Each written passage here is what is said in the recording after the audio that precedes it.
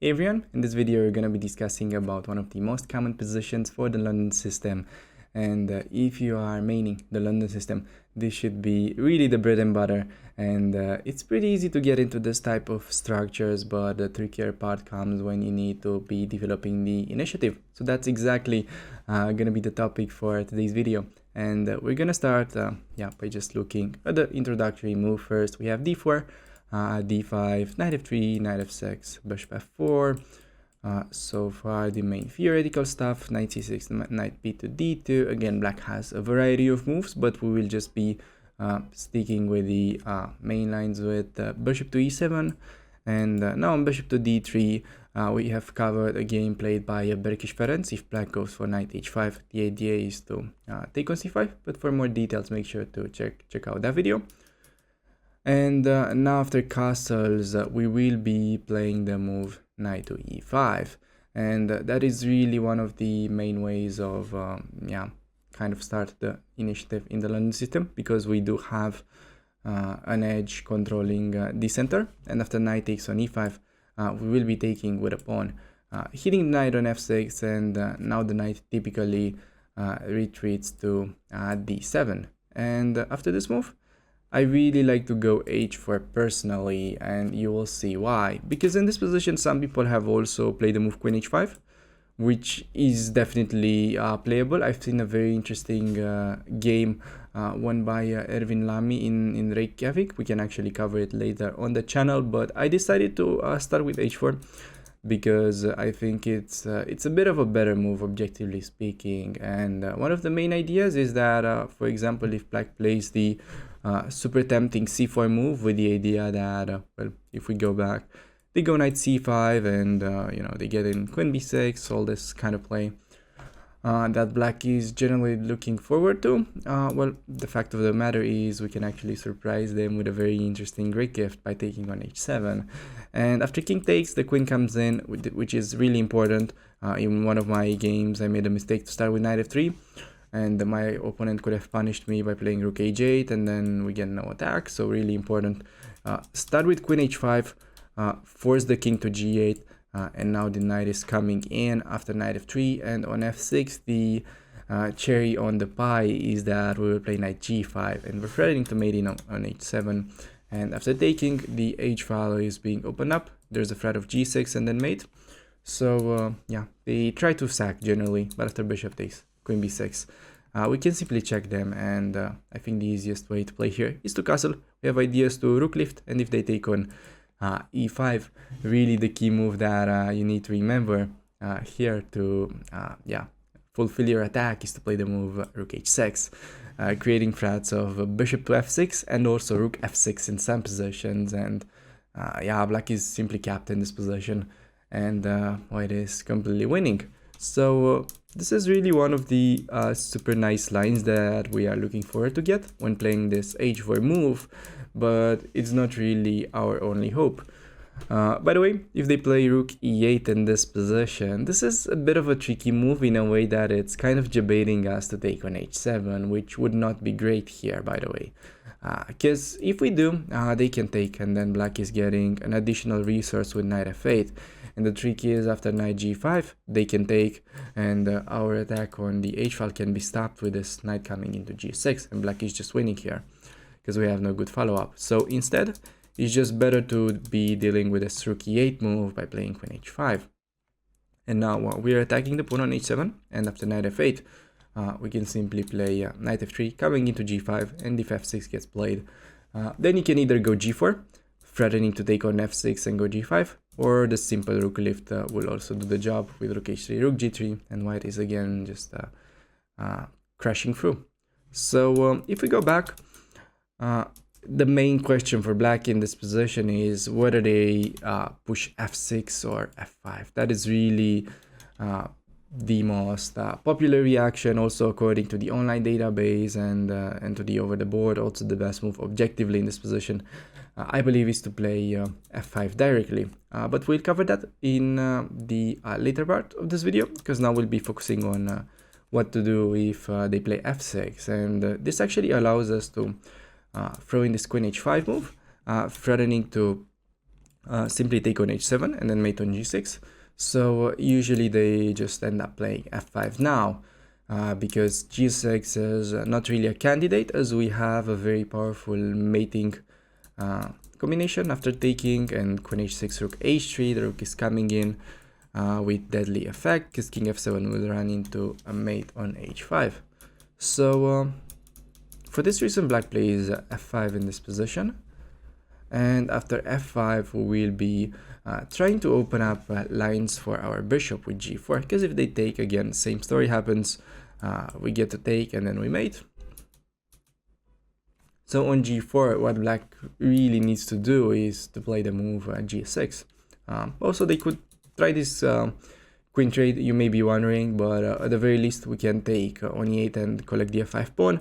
But I think it's even better to play h5 here, with the idea that we can play rook g1, we will win back the pawn, and then the game plan is to long castle and double up on the g file with pressure on the g7 pawn. And if they play the move g6 hitting our queen, we can go queen h6, and already you can notice there's a huge threat of taking and going h5, opening up the enemy king, and after rook f7 we can take, and black can indeed go bishop f8, force this queen trade. But yeah, we're just having much better endgames, and a very cool idea that I wanted to show you, besides the thing that we're threatening to push c4, is that in this position after rook g7, knight f3 looks like a very nice and natural move, which is correct, but I think it's even better to go for this kind of subtle maneuver of getting the knight to f1, and then we're heading to get our knight all the way up to f6, and yeah, I think that's just a very juicy square for the knight, and I really wanted to show you this idea. So yeah, overall f6 not a great move, because we get to play this queen h5 idea. We're forcing him to play f5 regardless, and yeah, then we get to the question, well, why not push f5 in the first place? So here we have it. Black goes f5, and now we will be following game played by Grandmaster Galias, which is a very interesting player. I have actually played him in an over-the-board game. I believe we had a line in the Karo Khan where he played knight e2 on the second move. Definitely a very creative player. He crashed the hell out of me there. It was really out of book versus knight e2. I mean, I knew it existed, but yeah, I couldn't really get like the proper reaction. And yeah, we're gonna be following his game. He's playing against Marton. He's like a 100 guy in the game. He's been playing in 2018, and I think it's a very instructive one, because we get g4, and I think both players are playing supernatural moves for a lot of time. So we have g4, c4 by black, bishop steps back, knight is activating, and now we have pawn takes, and knight f3. White is going to get the knight to either d4 or g5, and black is getting his knight to e4. That is kind of the counter argument that black is trying to make. We have knight g5 in the game, and after h6 we do have a very precise reaction by white. By the way, it's never really a great idea to take on g5, because that's going to open up the h file, and yeah, the queen and rook are quite a deadly combination against the enemy king. So for this reason, black plays h6, but now queen h5 was a super powerful move, which is creating the simple threat of taking on e4 and playing rook g1, and black's king is gonna get super exposed. As usual, taking on g5 is not really a great option for black in this position, because intuitively that's opening up a lot of lines for our pieces. And just to show you some sample lines here, we can take back, and the big threat is to go g6 and then to mate. So black can take on g5, but then we can take on e4. The threat is now to, if you simply recapture on e4, we will be taking that bishop, so black has to take. But we can either long castle in this position, or just take back on f4 with the idea that if they take with a pawn, yeah, white is just getting a deadly attack after simple move long castle. We bring the rook to g1, and queen h7, the g7 pawn is collapsing, and we just win. If they take with a d pawn, trying to stop us from castling, well, then we can use another nice idea that we've seen a little bit earlier into the video, which was to play rook h6 in this position. And not only we have a threat of queen g6 with rook h7 ideas, but we are also looking forward to bring our rook into the game with rook d1 and rook to d6 as pointed out by the arrow. So yeah, taking on g5, you shouldn't really waste that much time on it while playing a game. I mean, you definitely take it as a candidate, but it's generally very risky, and yeah, intuitively you can just reject that pretty quickly. So after queen h5, we get queen e8 into the endgame, and this is where I really want to draw your attention, because trading queens in this type of positions might give black a false sense of safety, because it makes you think that, well, once the queens are off the board, we're never gonna really get mated, and we have avoided the worst potentially. But that is kind of true, but in a way the upcoming endgames are still very nice for us, and you should be looking forward to play them.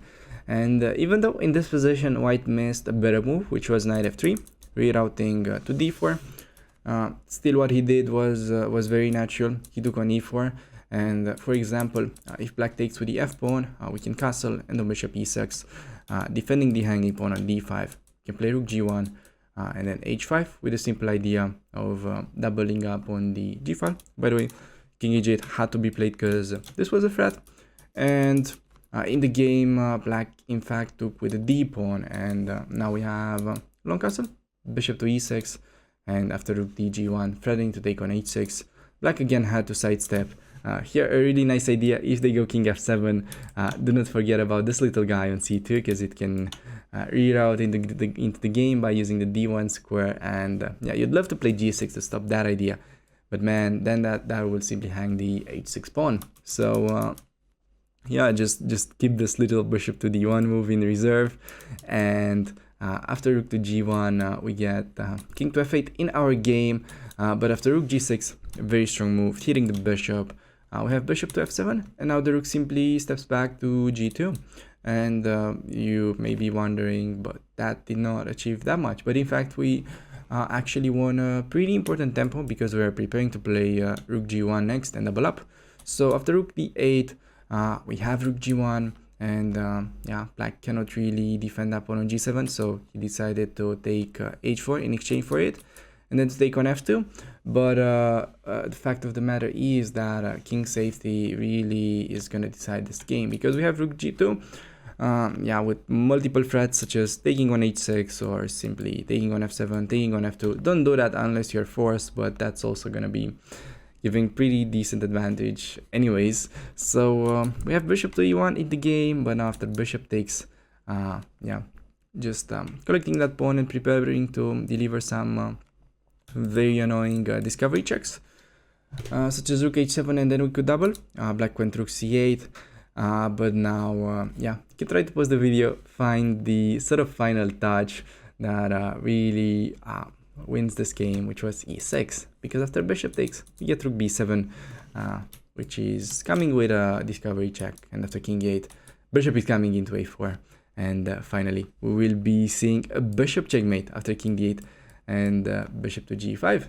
So yeah, I think that was a very interesting game, showing how you should be dealing with this positions arising after knight d7, when black finds the proper defense with f5 after h4. And as I was saying earlier, yeah, the main idea that you want to remember is that even if you may be getting into this endgames that are quite common for the lines, you shouldn't think that black is getting a decent game just because they are managing to trade queens, because the fact is that well, white is still much better in the upcoming endgames, and that was proven by Grandmaster Gallias in this game. So yeah, I hope you guys enjoyed this video, and it helped you understanding this bishop to e7 lines a little bit better. And yeah, with that being said, I'd like to thank you for watching, and I'll see you around on the channel. Take care.